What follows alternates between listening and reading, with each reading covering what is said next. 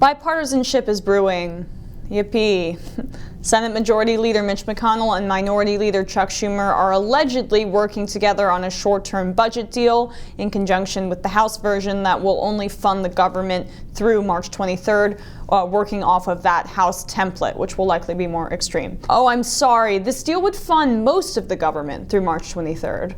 All of the non-defense projects. The Pentagon gets funded for much longer because, of course, that's what we need right now in this time of massive income inequality and when social programs are under distress and when Dreamers' legal protection is expiring in early March. And you just had John Kelly yesterday saying how Trump won't do anything about it probably. But don't focus on that. Fund the Pentagon, just the Pentagon, for more than a month. With progress being made in the Senate on an agreement to raise stiff budget caps, the House plans to vote Tuesday night on a bill that would boost Pentagon spending over the next 8 months while funding non-defense programs at current levels, and then only until March 23rd. The defense-only approach is an easy win in the House, where droves of GOP conservatives and defense hawks have been begging Speaker Ryan and his leadership team for months to vote on just such a plan. The House passed this deal last night. Now, interestingly enough, Trump signed into law a $700 billion military budget voted through with bipartisan support just a few months back. But Congress didn't lift the $549 billion cap that was put into place to prevent insane amounts of defense spending and other spending, so it wasn't put into effect.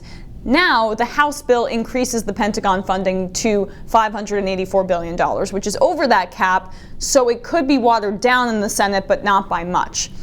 The crux of this deal voted on in the House will have aspects of it in the Senate version, namely military spending. I'm speculating a little there, but I think that's how it's going to go down.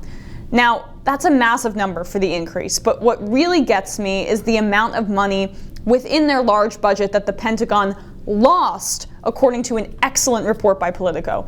And I don't mean lost like, oh, they made some bad investments and this went away. No, this amount of money is just unaccounted for. One of the Pentagon's largest agencies can't account for hundreds of millions of dollars worth of spending, a leading accounting firm says in an internal audit obtained by Politico that arrives just as President Donald Trump is proposing a boost in the military budget. Ernst & Young found that the Defense Logistics Agency failed to properly document more than $800 million in construction projects, just one of a series of examples where it lacks a paper trail for millions of dollars in property and equipment. Across the board, its financial management is so weak that its leaders and oversight bodies have no reliable way to track the huge sums it's responsible for, the firm warned in its initial audit of the massive Pentagon purchasing agent. The audit raises new questions about whether the Defense Department can responsibly manage its $700 billion annual budget, let alone the additional billions that Trump plans to propose this month.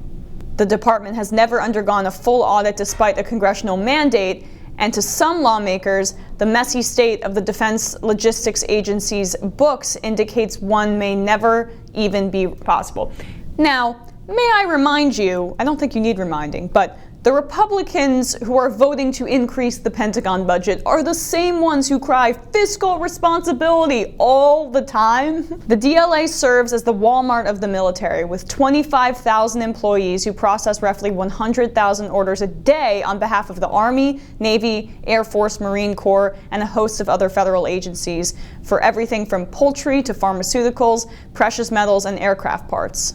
But as the auditors found, the agency often has little solid evidence for where much of that money is going. That bodes ill for ever getting a handle on spending at the Defense Department as a whole, which has a combined $2.2 trillion in assets.